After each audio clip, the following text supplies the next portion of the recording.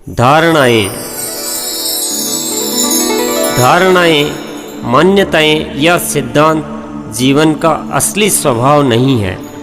मनुष्य जीवन जगत की सर्वश्रेष्ठ कृति है। इसमें असीमित संभावनाएं छिपी हुई है। हर मनुष्य में अलग अलग शक्तियों और क्षमताओं का भंडार है। इनका उपयोग न के बराबर हो रहा है या गलत हो रहा है तो इसके पीछे हमारी धारणाएं दोषी है। वास्तव में मानव जाति को धारणाओं और सिद्धांतों के बोझ से इतना ज़्यादा दबा दिया गया है कि वह अपनी असलियत ही भूल गया है। कुछ भ्रांत धारणाएं इस कदर और विस्तृत रूप में फैली हुई हैं कि सबको वही जीवन का सत्य लगता है। धारणाओं के बंधन में बंध जाना ही भ्रांत अवस्था है। खास बात यह है कि धारणाओं के सही और गलत होने से मतलब नहीं, धारणाओं के वशीभूत होना ही गलत है। क्योंकि धारणाएं इंसान को विवेक शून्य बना देती है। इससे मनुष्य के भीतर जितनी विवेक शक्ति है वह निष्क्रिय हो जाती है, जिससे सारा विकास रुक जाता है। जो मनुष्य के पास सर्वश्रेष्ठ उपलब्धि है, जो कुछ सृजन कर सकती है, जो जीवन को श्रेष्ठता की ओर ले जा सकती है, जो हर इंसान को अपनी पहचान दिला सकती है, उसे धारणाओं से दबा देना जीवन की बहुत बड़ी भूल है। लोग अपने हिसाब से धारणाएं और सिद्धांत प्रतिपादित करते रहते हैं, जबकि सबसे बड़ा सत्य यह है कि इस दुनिया में कोई भी व्यक्ति, महापुरुष, गुरु या अन्य ऐसा नहीं है जो किसी और को संपूर्ण दिशा दे सके। हर जीवन का अलग अलग स्वभाव है, उसमें अलग अलग तरह के गुण हैं, अलग अलग शक्तियाँ व क्षमताएँ हैं। कोई भी एक बात सब पर लागू हो ही नहीं सकती। 10 व्यक्तियों के सिर में दर्द है तो सब पर एक दवा काम नहीं करेगी, लेकिन हम सबको एक दवा देकर ठीक करना चाहते हैं। आखिर धारणाएं बनती क्यों हैं? कोई इंसान जब अपने जीवन में कुछ बहुत अच्छा अनुभव हासिल करता है तो वह अपने तरीके से जीवन के असली आनंद को महसूस करता है। तब वह समझता है कि यही जीवन जीने का सही तरीका है। वह बहुत खुश होता है। वह उस आनंद को सब में बांटना चाहता है और उस तरीके को सिद्धांत बनाकर जन जन में फैलाने का प्रयास करता है। लोग भी उसकी बातों पर विश्वास करना उचित समझते हैं, लेकिन सवाल यह है कि कितने लोग उस आनंद को प्राप्त कर पाते हैं। भगवान कृष्ण ने गीता में अपने ज्ञान का वर्णन किया। दुनिया में असंख्य लोग उस साहित्य को मानते हैं, लेकिन सवाल यह है कि कितने लोग उपलब्ध हो पाए। दूसरों द्वारा दी गई धारणाओं में सबसे बड़ी भूल होती है कि हम उसका मतलब ही गलत निकाल लेते हैं। किसी की धारणा है कि मूर्ति के सामने बैठकर ध्यान करने से ध्यान अच्छा लगता है। उसके पीछे उसका लक्ष्य रहा होगा कि एक उद्देश्य मिल जाने से शायद इंसान का मन केंद्रित रहेगा, इधर उधर भटकेगा नहीं। इससे लोगों के विचारों में पवित्रता बनी रहेगी। वे वहाँ जाकर बुरा नहीं सोच पाएंगे। इससे वह स्थान ऊर्जावान बनेगा, मन को शांति महसूस होगी। देने वाले ने सब कुछ अच्छा समझकर एक धारणा दे दी कि मूर्ति के सामने बैठकर ध्यान करने से ध्यान अच्छा लगता है और जागरण जल्दी फलित होता है। उसके अनुयायियों ने इस बात को माना और रोज मंदिर जाना शुरू कर दिया और इस बात का प्रचार जोरों से शुरू हो गया कि मंदिर जाने से बहुत लाभ होता है, प्रतिदिन मंदिर जाना चाहिए। बात धीरे धीरे इतनी फैली कि भीड़ की भीड़ मंदिर जाने लग गई। भव्य से भव्य मंदिर बनने लगे। एक से बढ़कर एक मूर्तियां बनाई जाने लगी। जो काम मन पर करना था वह तो सब भूल गए और मूर्तियों पर काम करने लग गए। बड़े बड़े समारोह, मेले यहाँ होने लगे। आपस में होड़ लग गई। जो जितना विशाल आयोजन करता है वह उतना ही बड़ा धर्मात्मा। परमात्मा को पाने का इतना आसान रास्ता मिल गया तो इंसान पीछे क्यों रहता? किसी समझदार ने देखा कि यह तो बड़ा गलत हो रहा है, लोगों में जागृति तो आ नहीं रही है, पता नहीं वे किन कर्म कांडों में पड़ गए हैं। ध्यान के लिए स्थान बनाया था, ध्यान तो अंश मात्र भी नहीं हो रहा है। ये सब मूर्ति की वजह से हो रहा है। शायद मूर्ति नहीं होती तो इतना उपद्रव नहीं होता। उसने लोगों को एक धारणा दे दी कि मूर्ति की पूजा नहीं करनी चाहिए। धारणा देने के पीछे एक ही मकसद रहा होगा कि लोग इन कर्म कांडों में नहीं पड़ें और स्वयं के चित्त को देख सकें, उनमें जागरण आ सके। अब इससे दो समुदाय बन गए, एक मूर्ति को मानने वाला और एक मूर्ति को नहीं मानने वाला। असली बात से हमारा ध्यान बहुत जल्दी हट जाता है और हम कहां से कहां पहुंच जाते हैं। ये सिर्फ इसलिए होता है क्योंकि हम दूसरों की धारणाओं को पकड़ लेते हैं। यदि ये बात खुद की उत्पत्ति होती तो मनुष्य कभी नहीं भटकता। हर किसी ने अपने विवेक से कार्य किया होता तो उसका सही परिणाम आता।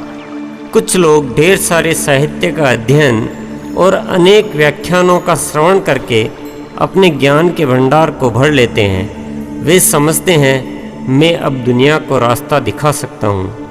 वे इसका प्रयास भी करते हैं, लेकिन वह संपूर्ण रास्ता किसी को दिखाने में सफल नहीं हो पाते। महत्वपूर्ण बात यह है कि जीवन एक खोज है। हर जीवन को अपने बारे में स्वयं जानना होगा कि उसके लिए ही सही मार्ग क्या है। दूसरों पर निर्भरता को समाप्त करना होगा। इस डर से बाहर आना होगा कि बिना सहारे के आप अपनी जीवन यात्रा को सही रास्ते पर नहीं ले जा सकते। धारणाएं जीवन यात्रा पर लगा हुआ सबसे बड़ा बंधन है। इसे तोड़ने का साहस करो, तभी आपकी जीवन यात्रा आपके लिए बने उचित रास्ते पर चल पाएगी। अब तक जीवन भर मेहनत करने के पश्चात भी आपको कुछ हासिल होता दिखाई नहीं दिया हो तो ये छोटी सी बात समझने की हिम्मत जुटा लेना काम बन जाएगा। इस दुनिया में बहुत से ऐसे व्यक्ति हुए जिन्हें हम महापुरुष, भगवान, बुद्ध पुरुष, गुरु आदि नामों से पुकारते हैं। इनकी भी बड़ी संख्या है। क्या आपने देखा कि इनमें से किसी का भी समान मार्ग रहा हो, या हमको सबने समान मार्ग बताया हो, या कोई ऐसा हो जिसने हूबहू दूसरे की नकल की हो? सब में बहुत अंतर है।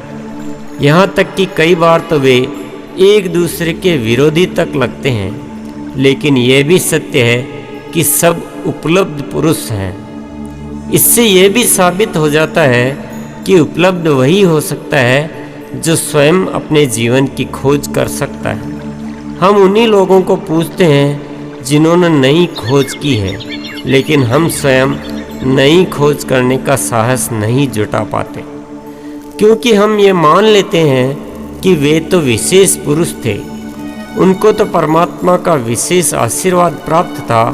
हम तो बहुत ही सामान्य इंसान हैं, हम में वह सामर्थ्य कहाँ? यही एक बंधन हमने अपने ऊपर बांध रखा है। वे विशेष इसलिए थे क्योंकि उन्होंने यह बंधन अपने ऊपर नहीं बांध रखा था। जरा अपने को मुक्त करो तो पाओगे कि आपको भी सत्य दिखाई देता है। ये कोई ज़रूरी नहीं कि हर इंसान का बड़ा नाम हो, हर एक के इतने अनुयायी हों। यहाँ पर यह विषय नहीं है। विषय सिर्फ इतना है कि सत्य को दूसरों की आंखों से देखने का प्रयास बंद करो। सत्य को स्वयं की आंखों से देखो तो जो भी दिखाई देगा वह आपके लिए उपयोगी होगा। मात्र दूसरों के बताए रास्ते पर चलने से या दूसरों की नकल करने से उपलब्ध नहीं हुआ जा सकता, क्योंकि अब तक कोई नहीं हुआ। सबको अपना अपना रास्ता खोजना पड़ा, लेकिन हम सब नकल में विश्वास करते हैं। ये देखने की कोशिश नहीं करते कि सही क्या है और गलत क्या है। जिस बात को सभी लोग मान रहे हैं उसी को हम भी मानने लग जाते हैं। उसी में हम अपने आप को सुरक्षित समझते हैं। ये एक ऐसी परिपाटी बन जाती है कि हजारों वर्षों से लोग उसी रास्ते पर चलते रहते हैं, बच्चा पैदा होता है तब से उसे उसी रास्ते पर चलने की शिक्षा दी जाती है और वह अपने जीवन में इतना अधिक पाता है कि सभी लोग उसी रास्ते पर चल रहे हैं, हर कोई यही बात कह रहा है, तो वह भूल ही जाता है कि मेरा रास्ता कुछ अलग भी हो सकता है। ये जीवन का सबसे बड़ा भटकाव है। भीड़ के पीछे सुरक्षित रास्ता समझकर चलना जीवन का सबसे बड़ा भटकाव है। ये सबसे बड़ी त्रासदी हम सामूहिक रूप से झेल रहे हैं। हर इंसान को अपना रास्ता खोजना ज़रूरी है। हर इंसान में अलग अलग गुण हैं, उनकी पहचान वह स्वयं ही कर सकता है। इंसान में खुद में इतना विश्वास होना ज़रूरी है कि वह अपना रास्ता खुद खोज सके। हमेशा दूसरों से मांगते रहने से सिर्फ व्यर्थ ही मिलेगा, वह आपके कुछ काम का नहीं है। यदि दूसरों के पीछे लग जाओगे तो वह रास्ता आपके लिए उपयुक्त नहीं होगा। आप हमेशा दुविधा महसूस करोगे। आपकी ऊर्जा किसी और तरफ ले जाना चाह रही है और आप किसी और तरफ जाना चाह रहे हैं, तो आपको बार बार ये महसूस होगा कि मैं कुछ गलत जा रहा हूँ। लेकिन भीड़ से बाहर निकलकर अलग चलने की हिम्मत भी आप नहीं जुटा पा रहे हो। ये स्थिति इंसान को बड़ा कमज़ोर बना देती है।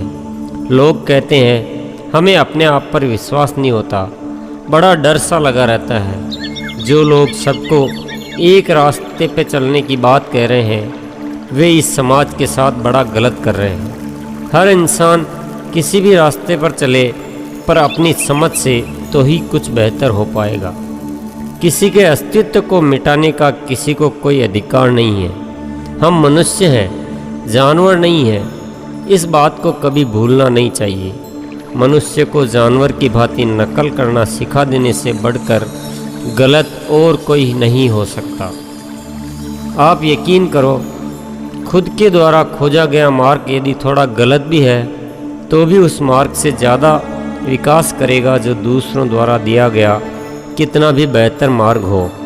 बात सिर्फ मार्ग की नहीं है, बात विवेक की है, सक्रियता की है, और वह सक्रिय है तो आपको शिखर पर ले ही जाएगा।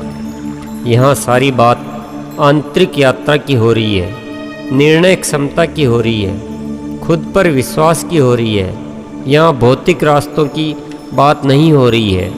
दिल्ली जाना है, सब दिल्ली की ट्रेन में बैठे और आप अलग करने के लिए मुंबई की ट्रेन में बैठ जाओ। यहाँ उन रास्तों की बात नहीं हो रही है। जीवन के बाहरी नियम है, वहाँ पर किसी से सीखना, नकल करना ठीक है, पर जब बात कुछ अध्यात्म की हो, कुछ सृजन की हो, कुछ मनोविज्ञान की हो, कुछ अनुसंधान की हो, कुछ दर्शन की हो, तो भीड़ से अलग करने का साहस होना चाहिए। आपका किरदार मुख्य है। यदि हम अपने जीवन में दूसरों को ज़्यादा महत्व देते आए हैं तो आज से अपने किरदार को मुख्य बनाओ। हर बात में स्वयं की खोज जारी रखो। किसी भी मंजिल पर जाने का रास्ता स्वयं खोजना होगा। ये बात जीवन के हर क्षेत्र में लागू होगी, चाहे वह अध्यात्म की बात हो, धंधे की बात हो, गृहस्थी की बात हो, समाज की बात हो, शिक्षा की बात हो या स्वास्थ्य की बात हो। एक सवाल मन में आ सकता है कि क्या दूसरों को सुनना छोड़ दें? यह भी स्वयं को निर्धारित करना होगा कि आपको कितनी और कौन सी खुराक चाहिए। क्या सुनने, पढ़ने या जानने से आपको कितना फ़ायदा होता है? किस तरीके से आपको फ़ायदा होता है? आपको चुटकुले सुनने से लाभ होता है या संगीत से, प्रवचन से, कहानियों से? किसको सुनने से आपको फ़ायदा होता है? कहाँ जाने से आपको फ़ायदा होता है? हर बात का निर्णय आपको स्वयं को करना होगा। लेकिन सब कुछ करने के बाद मुख्य भूमिका आपकी है। आपको यह ठीक लगता है कि कहीं जाने की ज़रूरत नहीं है, मैं अपने अनुभव के आधार पर सत्य का ज्ञान कर सकता हूँ, अपने जीवन की बेहतर राह निर्धारित कर सकता हूँ। सब कुछ आपको अपने विवेक से निर्धारित करना है। इस विषय में दूसरों द्वारा बताया हुआ रास्ता कुछ भी सहयोग नहीं कर सकता है। इस तरह जैसे ही आप स्वयं का महत्व जान जाओगे, आपके जीवन में नवीन सूरज का उदय हो जाएगा। क्या सबको दूसरों को रास्ता बताना छोड़ देना चाहिए? ये मनुष्य का स्वभाव होता है कि जब वह जीवन का वास्तविक आनंद महसूस करता है तो वह दूसरों को बांटना चाहता है। यदि हम अपनी आंखें खुली रखें, अपने विवेक को जागृत रखें, बिना सोचे समझे किसी भी बात पर विश्वास करना छोड़ दें, तो दूसरों द्वारा बताया गया रास्ता निश्चित रूप से सहायक सिद्ध हो सकता है। इन सब का एक महत्व है, इसे बहुत अधिक महत्वपूर्ण बनाया जा सकता है यदि इसे काम में लेना ठीक से आ गया तो। जो भी दूसरों से मिलता है वह ज्ञान भी बहुत काम का हो सकता है, पर इसका निर्णय स्वयं को करना है कि वह किस प्रकार से, कितनी मात्रा में और किस समय मुझे काम में लेना है। दूसरों द्वारा दिया हुआ वही ज्ञान हमारे काम का है जो हमें जगाता है, जो हमारे विचारों में हलचल पैदा करता है, जो जीवन के लिए मार्ग खोजने में स्वयं की भूमिका के बारे में चेतना देता है, जो मार्ग हमारे विवेक पर ताला लगाकर सिद्धांतों की लकीरों पर चलने पर जोर देता है, जो हमारे मन में भय पैदा करता है, वह ज्ञान नहीं भ्रम है। और हम जीवन भर ऐसा भ्रम इकट्ठा करते जा रहे हैं। हमने अपने मस्तिष्क में भ्रमों का इतना भंडार भर लिया है कि उसे खाली करना ही मुश्किल हो गया है। जो बिल्कुल नहीं चाहिए उसको इतना ज़्यादा एकत्रित कर लिया है कि हमारी पूरी चेतना ही विलुप्त हो गई है।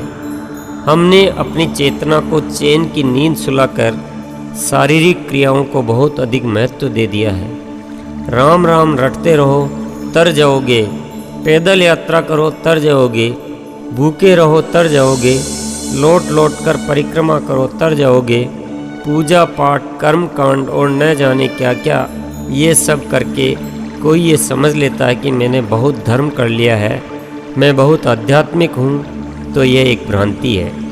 अध्यात्म का संबंध शारीरिक क्रियाओं से हो ही नहीं सकता। अध्यात्म पूर्ण रूप से चेतना से जुड़ा हुआ है, भावों से जुड़ा हुआ है, मन की शुद्धता से जुड़ा हुआ है। यदि किसी क्रिया को करने से चेतना जागृत होती है तो वह सहायक हो सकती है, लेकिन किसी क्रिया को करने से चेतना विलुप्त होती है या हमारे मन में असरहीन होती है, किसी प्रकार की भ्रांति फैलती है, तो ऐसी क्रिया को करना निश्चित रूप से नुकसानदायक है। राम बड़ा ही पवित्र शब्द है। ये एक प्रतीकात्मक शब्द है। अलग अलग संप्रदायों में ऐसे दूसरे शब्द काम में लिए जाते हैं जो प्रतीकात्मक है, और उन सब का एक ही तात्पर्य है मन की पवित्र भाव दशा। लेकिन हमने शब्द को पकड़ लिया और भाव दशा को भूल गए। पूरे धर्म को खोखला बना दिया और राम के नाम पर लड़ना, अलगाव पैदा करना शुरू कर दिया। आज किसी को भी लड़वाना हो, बड़े से बड़ा दंगा पैदा करवाना हो, दीवारें खिंचवानी हो, तो सबसे बढ़िया तरीका काम में लिया जाता है राम का नाम। क्या यही हमारा राम है?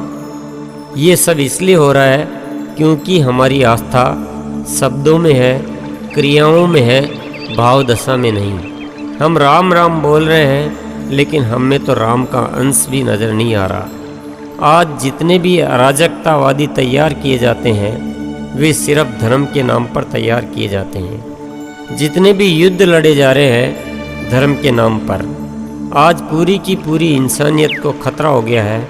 आज इंसान को डर डर कर जीना पड़ रहा है, और सबसे बड़ा डर है उसे इंसान से ही। क्या हमें ये समझ में नहीं आता कि हम धर्म कर रहे हैं या अधर्म? क्या जो इंसान को इंसान से अलग करवाता है वह धर्म हो सकता है? क्यों किसी की बातों में आकर हम गुमराह हो जाते हैं? क्या हमें ऐसी क्रियाओं को छोड़ नहीं देना चाहिए? क्या अधर्म का पैमाना इतना काफ़ी नहीं है कि जो इंसानों के बीच अंतर सिखाता है वह अधर्म है, जो डराता है वह अधर्म है? क्यों हम इन बिंदुओं पर सोचते नहीं हैं? क्यों हम इतने भयभीत हो गए हैं कि गलत बात का अनुसरण भी चुपचाप करते रहते हैं? क्योंकि हमारा राम मर गया है। हमने अपना विवेक गिरवी रख दिया है। हम में हिम्मत नहीं है अपना रास्ता तय करने की। हमें पूर्ण रूप से नए तरीके से सोचना होगा, अपने किरदार को जागृत करना होगा, अपनी भूमिका तय करनी होगी। अपने जीवन की बागडोर दूसरों के हाथों में मत दो, नहीं तो वे तुम्हारी नैया को मझधार में ले जाकर डुबो देंगे। अपने अस्तित्व की पहचान करो, अपनी सत्ता को देखो। जीवन भर दूसरों की सुन सुनकर अपने अंतर में हमने इतनी खिचड़ी भर ली है कि पता ही नहीं चल रहा सत्य क्या है। बहुत समय बर्बाद कर दिया, बहुत मशक्क़त कर ली, सब कुछ करके भी हाथ क्या आया।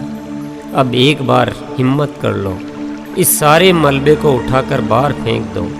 डरो मत, क्या खतरा है। ईमानदारी से सोच कर देखो, यदि कुछ मूल्यवान नज़र नहीं आता तो फिर उसका मोह छोड़ दो। कुछ बचा कर रखने का प्रयास मत करना, क्योंकि चादर एक ढको या 100 वह ढका हुआ ही रहेगा। जब एक भी चादर नहीं रहेगी तो वह खुलकर बाहर आएगा। जैसे ही आप बाहर से आए हुए भ्रमों को उठाकर बाहर फेंकोगे, आपके भीतर का राम आपको भीतर की रोशनी से जगमग कर देगा।